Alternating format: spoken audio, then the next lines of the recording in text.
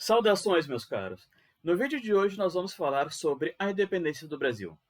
Mas nós não teremos aquela abordagem clássica falando sobre a coragem de Dom Pedro I e o Grito do Ipiranga e todo aquele processo de 1822. Não. A nossa abordagem vai ser diferente. Nós vamos utilizar o argumento da interiorização da metrópole. Esse argumento que foi desenvolvido pela historiadora que escreveu esse livro que está aqui do lado, Maria Odila Leite da Silva Dias. Nessa ideia da interiorização da metrópole, nós conseguimos explicar o processo de crescimento, de maturidade do Brasil que vai levar até a independência. O 7 de setembro de 1822, nesse sentido, ele é simplesmente o ápice desse processo de interiorização da metrópole, desse processo de transformação do Brasil, de colônia para um país que tem uma estrutura específica que vai possibilitar a independência. Esse processo de transformação começa em 1808, quando a coroa portuguesa chega ao Brasil. E bom, por que eles vieram para cá? Bom, nós temos uma série de conflitos, de tensões acontecendo na Europa nesse momento. Nesse contexto histórico, Napoleão está em guerra na Europa toda, praticamente. Como aparece nesse mapa aqui, em 1808, nós temos a Europa nessa situação. O Império Francês se consolidando aqui no centro da Europa, que contava com vários aliados ou outros estados menores dominados por Napoleão nesse momento, mas aqui o Reino Unido da Grã-Bretanha ainda estava fazendo frente a Napoleão. Napoleão decide, então, fazer o famoso bloqueio continental com o objetivo de impedir que os outros reinos da Europa negociassem com o Reino Unido. O que acontece nessa situação, então? Portugal, que era aliado dos britânicos de longa data, passa a ser pressionado para adotar, então, essa ideia do bloqueio continental, para cortar relações comerciais com os britânicos. Os próprios britânicos, então, acabam sugerindo uma alternativa para Portugal, que não tinha condições de fazer frente militar, de enfrentar Napoleão numa guerra. A proposta foi, então, que a coroa portuguesa fugisse para a sua colônia mais próspera e governasse o seu império a partir dali. Apesar de hesitar no primeiro momento, a coroa acaba aceitando a ajuda que os britânicos ofereceram e acabam se mudando então para o Brasil. A partir do momento que o governo do Império Português se consolida no Rio de Janeiro, no centro do Brasil, nós temos uma grande mudança na estrutura dessa colônia portuguesa na América. O Brasil passa a ser o centro do Império Português. Todas as negociações feitas com Portugal seriam sediadas pelo Brasil. Nesse mapa aqui não tem exatamente as posses do Império Português ali naquele contexto do começo do século XIX, mas a gente já tem uma ideia da sua importância. Porque às vezes quando a gente fala desse contexto histórico, nos vem à cabeça só Portugal, Brasil e algumas colônias espalhadas pela África, mas não. Como nós podemos ver nesse mapa, Portugal tinha colônias bem consolidadas ao longo da costa africana, além de pontos comerciais tanto na Índia quanto na China. Então, o Império Português tinha um fluxo de riquezas muito importante. E o Brasil passa a ser, então, o centro dessas movimentações. E é justamente essa a base do argumento da interpretação para a independência do Brasil ligada à interiorização da metrópole. A partir desse momento, o Brasil é a metrópole do Império Português. Então, nós teremos uma mudança na estrutura política, na organização social e nas relações econômicas que vão fazer parte do Brasil nesse momento. A partir de agora, eu vou falar para vocês, então, algumas dessas mudanças, começando pelo aspecto mais importante nesse momento, que são as questões econômicas. Então, primeiro ponto e o mais importante, o fim do Pacto Colonial. Com a abertura dos portos, ou seja, com a permissão que os comerciantes brasileiros passam a ter para poder estabelecer relações comerciais com qualquer outro país que fosse aliado da coroa portuguesa, nós temos então o fim da antiga ideia do pacto colonial. Falando em linhas gerais, o que significa esse pacto colonial? Na verdade, é a forma que a gente utiliza para analisar as relações entre colônia e metrópole naquele momento, em que as colônias enviavam matéria-prima para a metrópole. No caso do nosso exemplo aqui, o Brasil enviava, por exemplo, açúcar não refinado para Portugal, essa matéria-prima, e a metrópole, então, Portugal, tinha o controle, tinha o monopólio da compra dessa matéria-prima, e ao mesmo tempo ela fazia produtos manufaturados, por exemplo, roupas, o próprio açúcar refinado, outros produtos manufaturados importantes, que eram vendidos então para outros países, incluindo para o Brasil. E, nesse sentido, também Portugal tinha o monopólio sobre a venda, sobre a importação para o Brasil. Nesse sentido, nós temos então o controle do comércio colonial diante da metrópole. Mas com essa quebra, a partir do momento que o Brasil passa a ser a metrópole, bom, o Brasil passa a ser o centro desse ciclo. Então, o Brasil passa a ter permissão para desenvolver agora produtos manufaturados, a ter essa base de industrialização que a gente vai ter naquele momento. Mas a grande vantagem, a principal mudança é a quebra do monopólio. O Brasil agora poderia comprar matéria-prima de diversos outros países e poderia negociar o seu açúcar bruto para diversos outros países. A partir desse momento, então, nós temos também o aumento da produção agrícola, não só desses produtos para exportação, para venda para fora do país, mas também de um mercado interno. Nós temos uma maior circulação de riquezas dentro do Brasil. Então, nós temos também a necessidade de um crescimento de uma produção interna, por exemplo, para alimentação. Pequenos produtores, por exemplo, vão começar a ser incentivados para a plantação de alimentos, por exemplo, e até para suprir o crescimento urbano que a gente começa a ter em algumas cidades por causa dessa transformação, dessa interiorização da metrópole. Por fim, nós temos também, dentro da área econômica, evidentemente, um crescimento de uma circulação de riquezas. Os lucros dessa produção do açúcar, por exemplo, que era ainda nesse momento uma das principais fontes de riqueza para o Brasil, esses lucros passaram a ficar no Brasil.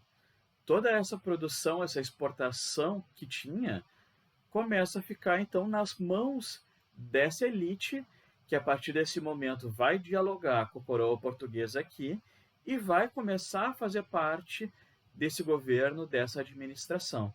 Então, essa abertura dos portos trouxe uma grande mudança, principalmente para essas elites econômicas agrárias do Brasil. Passando agora para mudanças menores, mas que também são importantes. Na área social, nós vamos ter o aumento populacional de algumas cidades próximas à capital, ligadas a esse processo de crescimento, de expansão econômica.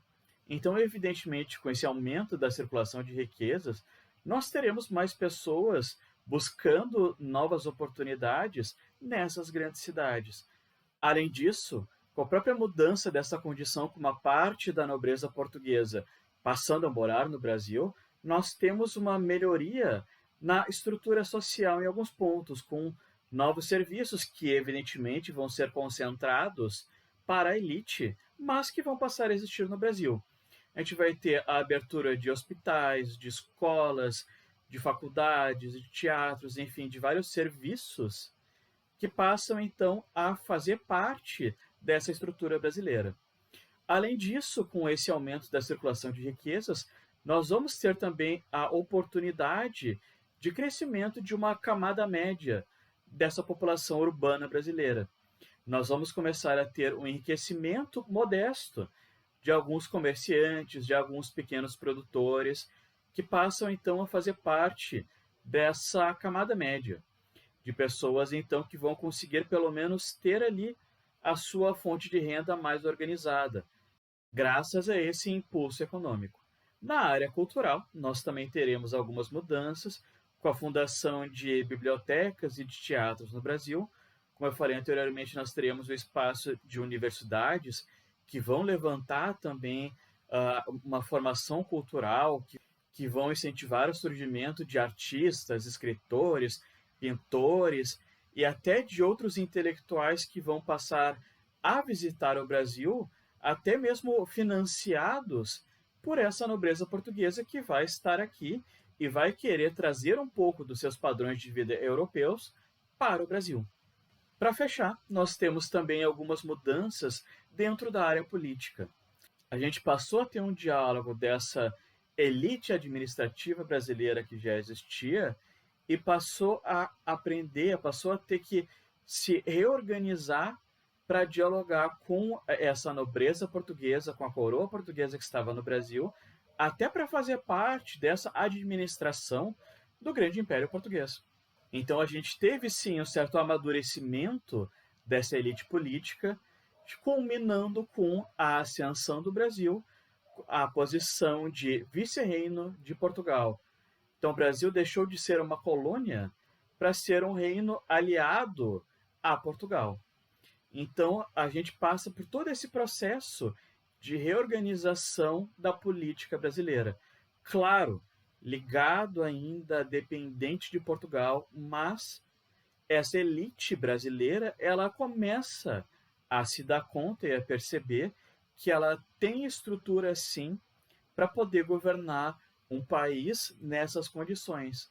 Ela passa, então, a adquirir uma certa experiência dentro desse processo de interiorização da metrópole, como nós estamos falando. Em resumo, de 1808 até 1821, enquanto a coroa portuguesa esteve no Brasil, nós tivemos esse grande processo de transformação. O Brasil passou a ser o centro de um grande império. O Brasil passou a se comportar como uma metrópole. Mas o que mudou em 1821? Bom, na verdade as coisas já tinham mudado bastante na Europa desde 1815, quando Napoleão foi definitivamente derrotado. A partir dali, então, Portugal passou pelo seu processo de libertação, só que o rei ainda estava no Brasil. Dom João VI continuava governando a partir do Brasil. Então, Portugal, que era a metrópole por direito, podemos dizer assim, do Império Português, ela passa a se ver prejudicada. Então, os portugueses reivindicam constantemente a volta de Dom João VI, que significava, evidentemente, a volta do centro do Império Português para Portugal, até que essas tensões foram se acumulando, chegando à Revolução do Porto de 1821, quando essa elite portuguesa queria, além do retorno de Portugal como metrópole do Império, eles exigiam também que Dom João VI aceitasse uma constituição limitando seus poderes e dialogando com essa nobreza portuguesa. Dom João não vê outra saída que não fosse voltar para Portugal, mas ele deixa então seu filho aqui como regente, Pedro. O que acontece? Dom João VI chega em Portugal e as cortes portuguesas passam a exigir que o Brasil volte a ser uma colônia, que os lucros que vinham do comércio do Brasil voltassem a ser direcionados para Portugal. Evidentemente, eles queriam voltar a ter essas vantagens até para poder reorganizar o país diante de todo o processo de reconstrução, de reorganização com a saída das forças napoleônicas. E é justamente esse o ponto que vai nos levar à independência. As elites portuguesas vão fazer uma pressão cada vez maior ao Brasil para que o Brasil volte à sua condição de colônia, que deixe de ser um Reino Unido, para que o comércio volte a se fechar e ser controlado por Portugal. A questão é, essas elites econômicas e políticas que nós temos no Brasil, elas não vão aceitar isso. Elas sentiram o gostinho da independência, de ter o controle sobre os lucros do comércio, de fazer parte central do governo, da administração do Brasil, como foi de 1808 a 1821. Nesse cenário todo, essa elite vê Pedro, o príncipe regente, como alguém que poderia centralizar uma movimentação de independência. Então, o que acontece? Essas elites acabam se aliando a um herdeiro do Império Português para fazer a independência do Brasil. E é exatamente isso que acontece, então, no 7 de setembro de 1822. A independência do Brasil ela foi plenamente, então, construída por uma elite pensando nos seus próprios interesses, se aliando a um príncipe regente que era herdeiro, que ainda estava diretamente relacionado aos nossos antigos dominadores. A independência do Brasil, nesse sentido, não foi pensada para o povo brasileiro. Foi pensada para manter as vantagens, os lucros de uma elite e pensada também por uma personalidade que ainda estava ligada a Portugal, mas vê no Brasil uma possibilidade, então, de assumir um reino de fato, como o governante maior, como o imperador. Nascendo assim, então, Dom Pedro I.